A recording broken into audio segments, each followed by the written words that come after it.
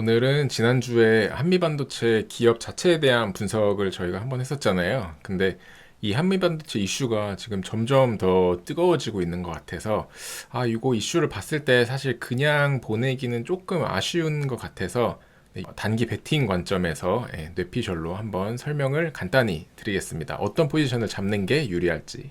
그래서 뭐 기업 자체는 지난주에 간단히 말씀해드린 것처럼 생산용 TC 본더 만드는 회사고 세계 시장 점유율 1위를 지키고 있습니다. 제가 지난주 75%라고 했는데 다시 보니까 글로벌 점유율 80% 잡고 있는 회사고 간단히 반도체 제조용 장비 TC 본더를 글로벌 주요 반도체 제조업체에 공급을 하는 회사입니다.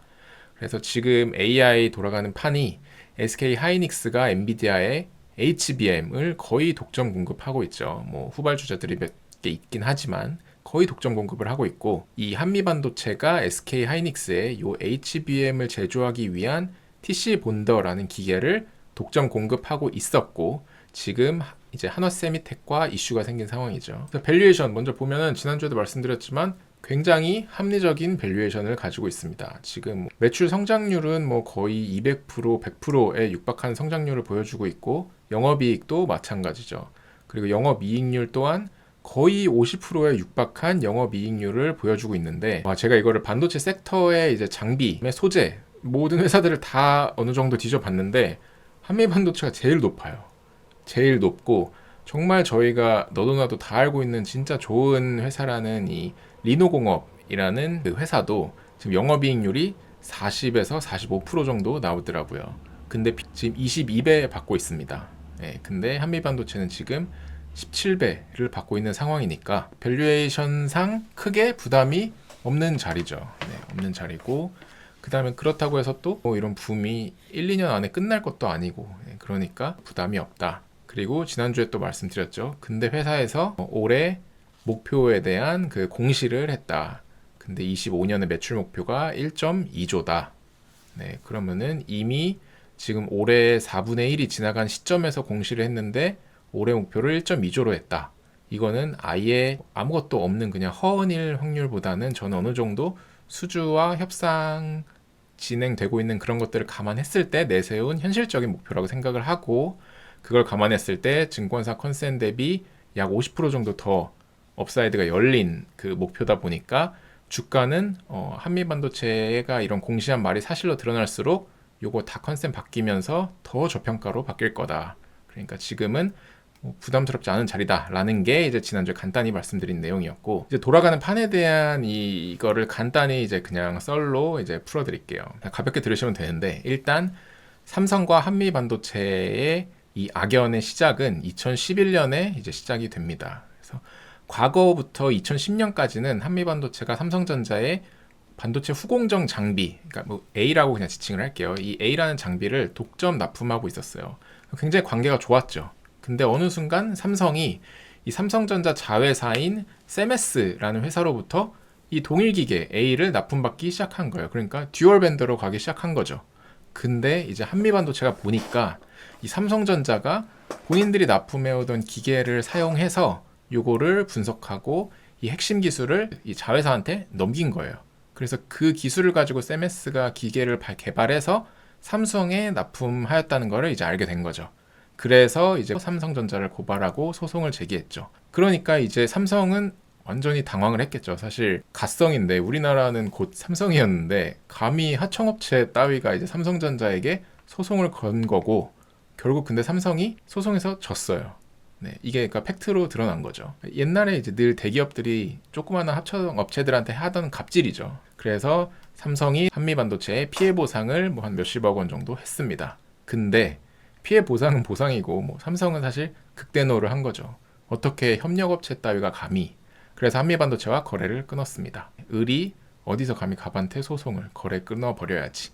그래서 이때 한미반도체와 삼성은 모든 관계가 끊기기 시작합니다. 그리고 이제 한미반도체는 SK 하이닉스를 이제 찾아간 거죠. 그래서 SK 하이닉스랑 서로 상부상조하면서 메모리 반도체 쪽 기술 협력을 하고 개발을 하고, 일단 SK 하이닉스가 메모리 반도체 글로벌 탑티어니까 SK 하이닉스의 니즈만 끊임없이 받아들여서 개발을 해도 어쨌든 글로벌 탑티어 장비 업체로 나가는 거는 뭐 당연한 일이잖아요. 기술력이 제일 앞선 고객과 함께 이제 협력을 하고 개발을 하니까. 그래서 한미반도체 역시 이제 같이 성장해서 TC 본딩 부문 기계 관련해서는 글로벌 1위 기술력을 가진 회사가 됩니다. 이게 2024년도까지의 일이에요. 그리고 이제 2024년도에 바야흐로 이 시대에 들어서 SK 하이닉스랑 동시에 전성기를 맞게 되죠. 지금 보면은 한미반도체 TC 본더 기계를 이용해서 개발한 HBM으로 SK 하이닉스는 엔비디아에 HBM을 납품했고 두 회사 모두 각 부문의 독보적인 글로벌 1위 기업이 됩니다. 그리고 그에 걸맞게 제조업체로서는 말도 안 되는 영업이익률을 지금 갖게 됐죠. 하이닉스가 이제 40%, 한미반도체가 50%에 육박하는 영업이익률을 보여주고 있습니다. 그래서 하이닉스는 지난 7, 8년간 한미반도체 TC 본더만 독점적으로 사용을 해줬어요. 그러니까 얼마나 관계가 끈끈했는지를 알 수 있는 부분이죠. 그리고 한미반도체 역시 상시 이 기계에 대한 AS 인력들을 하이닉스 공장에 상주시키면서 무상 AS를 해줘왔대요. 그리고 7, 8년 동안 단 한 번의 PC 본더 가격 인상을 하지 않았다고 합니다. 그러니까 완전히 끈끈한 업체라는 거죠. 그리고 삼성과의 거래도 한 번도 이루어지지 않았었대요. 사실 SK 하이닉스랑 또 삼성이 어느 정도 경쟁 관계에 있는 회사니까 그것도 좀 고려를 하지 않았을까라고 생각을 하고 있어요. 뭐 그 결과인지는 모르겠지만 게임 시장에서 삼성은 아직도 한미 기계 없이 헤매고 있는 중이죠. 아직도 엔비디아의 고품질 HBM은 콜 테스트를 통과하지 못한 상태죠. 근데 이제 25년 들어서 이런 이슈가 이제 생기기 시작한 거죠. 흔들리는 SK 하이닉스 한미반도체 동맹이라고 해서 이제 이런 기사들이 나오기 시작합니다. SK 하이닉스가 PC 본더를 지난 7, 8년간 한미 반도체한테 독점 공급받아 왔는데 듀얼 벤더를 지금 시도하고 있다. 그래서 하나세미텍의 TC 본더를 지금 좀 납품 받고 있다. 네, 요렇게 하는 거죠. 그래서 한미 반도체 쫓는 하나세미텍 TC 본더 시장의 독점이 이제 끊기고 있다. 뭐 요런 이슈가 생기기 시작합니다. SK 하이닉스는 TC 본더 기계를 소울 벤더, 한미 반도체인 소울 벤더에서 듀얼 벤더로 한미 반도체 한화 세미텍으로 지금 바꾸려고 시도를 중에 있어요. 근데 사실 이거는 공급처 다변화는 고객사 입장에서는 당연한 수순이에요. 일단 단일 공급처 리스크를 제거할 수 있고 그 공급처에 무슨 문제가 생겼을 때 자기까지 이제 다 피해가 받으니까 요거를 듀얼로 가져가면 그 피해를 축소할 수 있겠죠. 그 다음에 경쟁을 통해 가격 경쟁을 유도할 수 있죠. 그리고 요거는 본인들의 원가율에 낮추는 데 도움이 되겠죠. 그래서 공급처 답변은 당연한 수순이고 한미도 사실 어느 정도는 일정 부분 납득을 하고 있었을 부분이었을 수도 있습니다. 근데 다만 문제가 이 과정이 SK 하이닉스가 부드럽게 진행하지 못한 것으로 이제 보이는 거죠. 지금 이슈가 두 개가 있는데 이 한화세미텍은 한미반도체와 소송 중에 있어요. 한미반도체의 주장은 이제 한화세미텍이 본인들 TC 본더 기계에 뭔가 이 특허를 침해했다. 그래서 소송을 건 상태고 그리고 이것도 좀 웃겨요. 이 하나세미텍이 후발주자잖아요. 근데 이 후발주제 기계를 SK 하이닉스가 한미 기계보다 30% 이상 비싼 가격으로 지금 납품 계약을 해준 거예요. 그러니까 말이 조금 이상하죠. 후발주자면 아무래도 할인을 받아가지고 할인율을 적용해서 가져와야 되잖아요. 근데 기존에 공급받던 한미 기계보다 오히려 30%더 비싸게 사주고 있네. 아까 사실 한미는 7, 8년간 기계 단가 인상 한 번도 안 했다 그랬잖아요. 의리를 뭔가 지키고 있는 이런 모습인데 여기서부터 이제 한미 반도체가 기분이 나쁠 수 있죠. 뭔가 이게 좀 약간 삐걱거릴 만한 이슈들이죠. 아까 첫 번째 거 말씀드리면 한화세미텍은 지금 한미 반도체와 소송 중이에요. 지금 한미 반도체가 한화 정밀기계, 그러니까 요게 이름이 바뀌어서 한화세미텍이 된 건데 요 한화세미텍을 상대로 특허 소송에 지금 진행 중에 있습니다. 예, 심지어 과거에 그 한미반도체가 이 한화세미텍의 이 부정 경쟁 행위 금지에 대한 소송을 진행을 했고 요거는 이미 1심, 2심 다 승소를 했어요. 그러니까 뭐냐면은 한미반도체에 있는 기술 연구원이 이제 한화세미텍으로 이직을 했죠. 근데 이직을 하면서 이제 기술을 빼갔다. 그래서 그 기술로 지금 한화세미텍이 기계를 만든 거다. 이런 이슈로 부정 경쟁 행위 금지에 대한 소송을 그 직원한테 걸었는데 심지어 이건 승소를 했어요. 그러면은 저희가 특허 관련된 전문가는 아니지만 돌아가는 판을 봤을 때 기술 빼가서 이직했다. 요걸로 이제 법으로 건 소송에 대해서 이미 한미반도체가 이겼잖아요. 그러면 사실 한미 한화에 대한 특허 소송도 뭐가 더 확률이 높을까? 어느 쪽이? 그냥 일반적으로 생각하면 한미가 더 높지 않을까라는 게 이제 제 개인적인 생각이고, 그다음에 이제 두 번째 이슈죠. 아까 이제 후발주자의 기계를 더 30% 비싼 가격으로 사준다 그랬잖아요. 그러니까 한미 반도체는 사실 화가 날 수밖에 없죠. 아니 우리보다 기술력이 검증되지도 않은 애들이고 우리가 7, 8년 동안 단가 인상 하나도 안 하고 납품을 해왔는데 두 번째 뒤늦게 들어온 애들의 기계를 더 비싸게 사준다고? 그러니까 이제 빡이 친 거예요, 얘네도. 그래서 당장 이제 4월 초부터 한미 반도체는 이제 발표를 합니다. SK 하이닉스한테 나가는 TC 본더 가격 25% 바로 올려버립니다.